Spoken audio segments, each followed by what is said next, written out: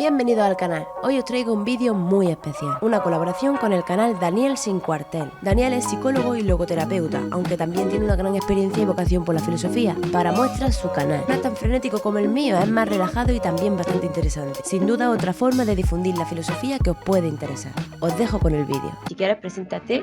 Bueno, así como una breve presentación que diría de mí, pues soy Daniel, tengo también mi canal de filosofía, donde meto temas de psicología, porque pues yo estudié de profesión psicología, también me estoy preparando como logoterapeuta actualmente, pero por pasión también. La filosofía definitivamente es una de las cosas que más me mueven y que la considero muy relacionada también al tema de la psicología. No creo que sean cosas que vayan opuestas o por rumbos completamente diferentes, sino muy de la mano, y bueno, creo que más o menos así me presentaría. Muy bien. ¿Te puedo hacer una pregunta para la gente que nos esté viendo? Claro que sí. Bueno, dos preguntas. La primera es la logoterapia. Está buscando en qué consiste, pero podría resumir más o menos porque no es una palabra que se escuche mucho. De hecho, yo la he escuchado poquísimo. Sí, la logoterapia fue desarrollada por el psiquiatra vienés Viktor Frankl, que estuvo en los campos de concentración, y es una psicoterapia centrada en el sentido. Logos, aquí un poco que puede significar muchas cosas, pero lo pone como sentido. Terapia, base al sentido. Muy Es interesante. una terapia pues que busca precisamente ayudar en estas neurosis que son por pérdida de sentido. No encuentra el rumbo, no sabe para dónde ir, este vacío existencial, etcétera. Más o menos por ahí va la logoterapia. Muy interesante. La segunda pregunta era, ¿por qué no estudiaste filosofía? Fíjate que lo tenía contemplado un momento, pero fue por dos razones. Una, la preocupación. De esto no se come. Esa era una preocupación. Y la segunda, pues que para poder entrar a filosofía, bueno, en donde yo quería, en la facultad de la UNAM, también tenía que presentar un examen y lo estaba estudiando para el examen. Me estaba quemando el coco, pero las matemáticas, por más que las estaba mastique y mastique, me estaban costando mucho trabajo y terminé desanimándome y... Sí, ¿no? Y además que al final estás abarcando las dos cosas, ¿no? La psicología y la filosofía, Sí. o sea, por tu cuenta, incluso mejor así. ¿Qué diferencia ves tú entre lo natural y lo artificial, Daniel? Pregunta complicada, ¿no? Uno diría lo natural es aquello que encontramos en la naturaleza, y yo diría lo artificial es aquello que es producido por el hombre. Aunque bueno, hay que tener en cuenta que el hombre también forma parte de la naturaleza. Entonces, realmente, ¿qué tan artificial podemos llamar algo que es producido también por la naturaleza humana? Porque nosotros no somos algo ajeno a la naturaleza, sino que formamos parte de ella. Tal vez diría, a veces lo artificial pudiera ser como un intento de que nosotros imitemos o tratemos de imitar algo, construir algo que ya es natural. Por ejemplo, un sabor artificial, ¿no? Decimos que es artificial porque la naturaleza lo produce solito y nosotros como de que lo tratamos de imitar. En ese sentido de imitación sí me sonaría un poquito más como artificial, ¿no? Pero en el sentido de es algo que produce el hombre y por ser producido por el hombre es artificial, como de que ahí no tanto, porque digo, bueno, el hombre también forma parte de la naturaleza, ¿no? En ese tema sí sería uno de los puntos en los que sí estaría a favor con el intento del humanismo, porque eso de que se atribuya lo inmoral a lo artificial y lo moral a lo natural, es lo que tú estás diciendo. Imagínate el primer ser humano que utilizaba el fuego para cocinar, o un martillo, dirían, uy, qué artificial eres. Y hoy en día que sería inconcebible, pero no sé, yo creo que también depende de la época en la que vivamos, porque hoy en día eso de imitar a la naturaleza, nos sentimos menos naturales que antes, porque hacemos cosas muy dispares al funcionamiento de la naturaleza. A ver cómo me explico. Sí, que hacemos cosas muy locas, vamos al espacio. ¿Qué hay en la naturaleza que viaja al espacio? Que no sean los tardígrados esos, los osos de agua, ¿no? Pero no sé, en ese sentido yo creo que nos vemos más despegados de la naturaleza. Ya no vivimos en los pueblos tanto como antes, ahora vivimos en los nichos de cemento en los que vivimos. Entonces yo creo que ese despegamiento de la naturaleza hace que el hecho de que la gente que viva en el campo pues lleva una vida más natural. Pues no. Tenemos un cerebro natural que produce pensamientos naturales y lo que haga es natural. Creo que nosotros, a diferencia de cualquier otro animal, o sea, los demás animales fueron dotados con las capacidades necesarias para sobrevivir, garras, un pelaje. Nosotros no. Nosotros sin las herramientas que construimos no podríamos sobrevivir. Para sobrevivir necesitamos nuestras herramientas, o sea, ponernos una piel sobre la piel, o sea, un bastón, ¿no? Para poder caminar a quien ya esté lastimado de un pie. En fin, todas las herramientas, todo lo que hemos construido ha sido para poder sobrevivir. De otra forma no sería. Podrían decir, nosotros no estamos hechos para volar, construimos cosas para volar. Ya ni siquiera irse tan lejos, ¿no? Al espacio, sino el simple hecho de poder volar, como tener un globo aerostático, un avión. Esos ya dirían, eso es propio de las águilas, de las aves, ¿no? De los seres humanos que son terrestres, ¿no? Con eso me refería a lo de que hacemos cosas muy locas, ¿vale? Que quede claro. Son cosas muy padres, yo digo, porque eso también diría yo que es parte de nuestra naturaleza, ¿no? Es una naturaleza no fija, estática como el resto de animales, sino es una naturaleza en construcción. No estamos terminados de hacer, nos vamos mejorando constantemente. De muletas de alguien que se ha lastimado un pie a tener dispositivos más avanzados, pero siguen siendo lo mismo, ¿no? Sigue siendo esta evolución constante de una manera de cuidarnos, de protegernos, de sobrevivir, que así fue desde un principio. Las herramientas tuvieron ese propósito, ¿no? Hacernos sobrevivir de casas de madera a casas de cemento.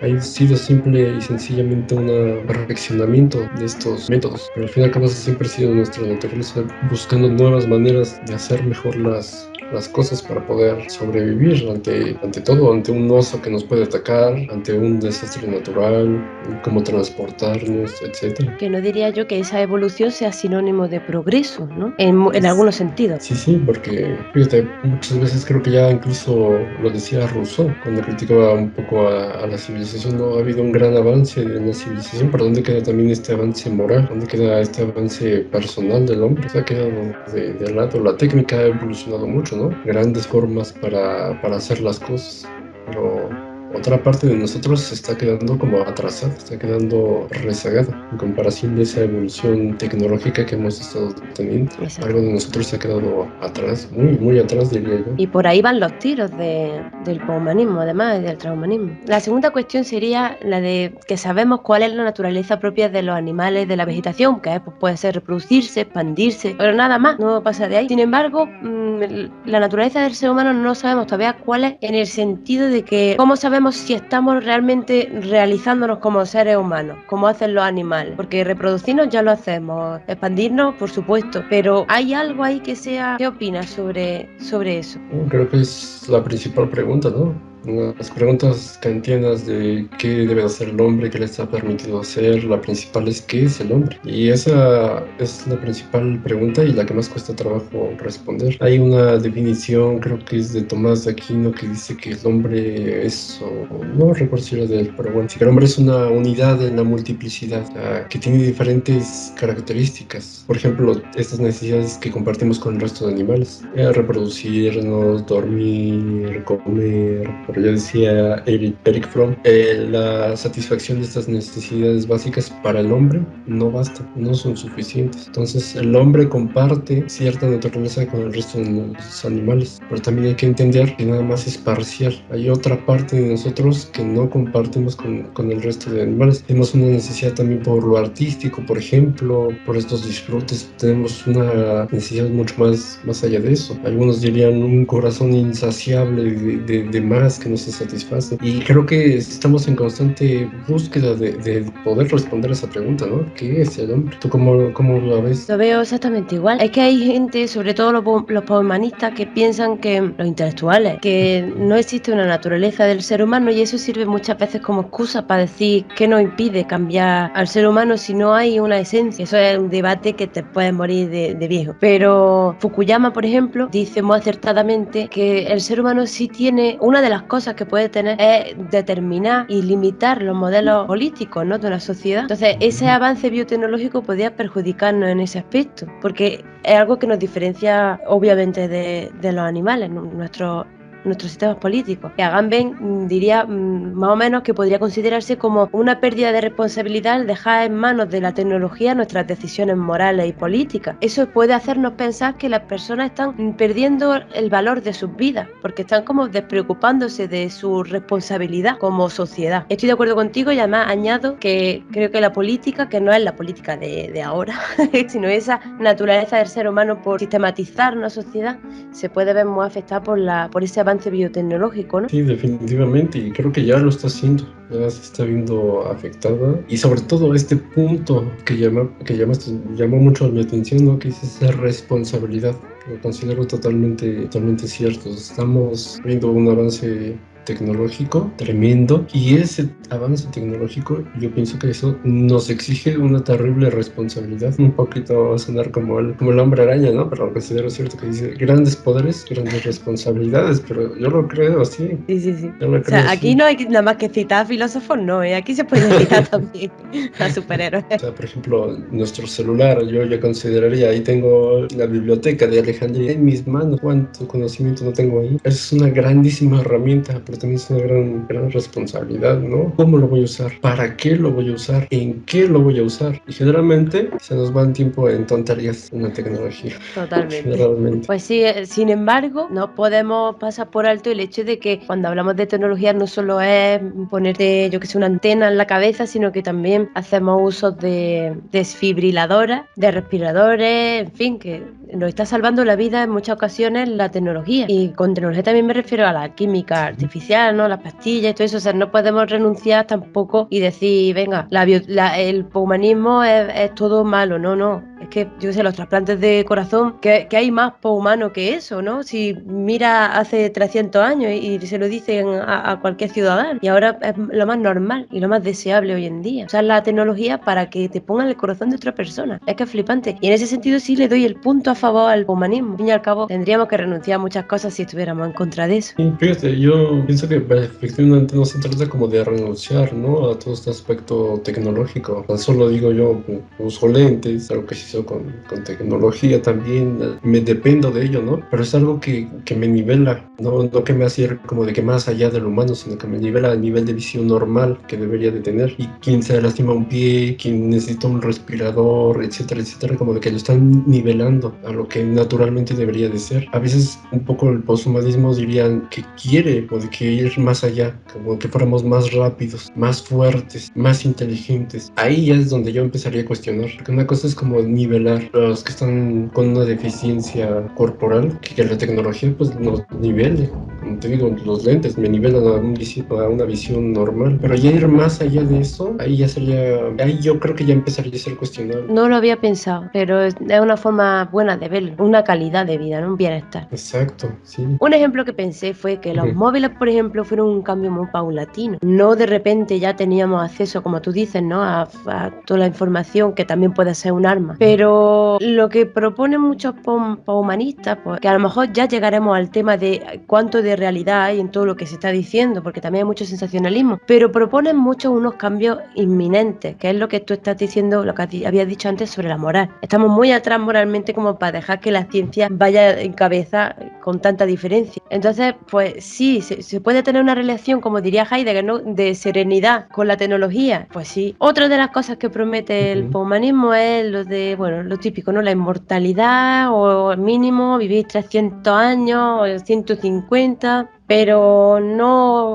decrepitándote, ¿no? Como suele pasar ahora, sino con una salud de hierro. ¿Que tú vivirías 300 años si te lo propusieran? Sí, con una salud buena. Híjole, estaría complicado, la verdad, decirte, porque como te decía en el video pasado, no, la vida es dura, la vida es dura. A veces uno tiene un propósito y puede llegar a pensar como de que 100 años no me alcanza, ¿no? Para cumplir tal propósito. Entonces, tal vez, pero más allá de eso, no. Además, también tenemos ese deseo de inmortalidad, de juventud, pero lo que no saben es qué quieren hacer con todo ese tiempo. Justamente ayer escuchaba un cuento español, no recuerdo ya de quién era, una sociedad que ya llegó a la perfección. Todos vivían eternamente, todos jóvenes, todos saludables, no había guerras, no había nada. Y de repente un hombre vio unos hombres ahí marchando. ¿Y qué les pasa? Escuchó que decían, ¡viva la guerra! ¡Viva la muerte! ¿Qué están locos? Le preguntan. No, lo que pasa es que se aburren, se aburren. Claro. O sea, sí queremos vivir mucho, tal vez sí queremos inmortalidad, pero también propósito, porque una vida sin dificultades, una vida placentera va a llevarte a eso, este hastio, ese aburrimiento. Decía, creo que Schopenhauer, oscilamos entre el aburrimiento y el fastidio, el dolor, el sufrimiento. Y eso es algo que no contemplan. Por ejemplo, siento que lo sacan de la ecuación en estos pensamientos poshumanistas. Además de que, bueno, veo más fácil que podamos llegar a vivir a 300 años, pero inmortales es ya un poquito más complicado. Bueno, pues lo hablan, pero claro, del dicho al hecho hay un gran Sí. trecho.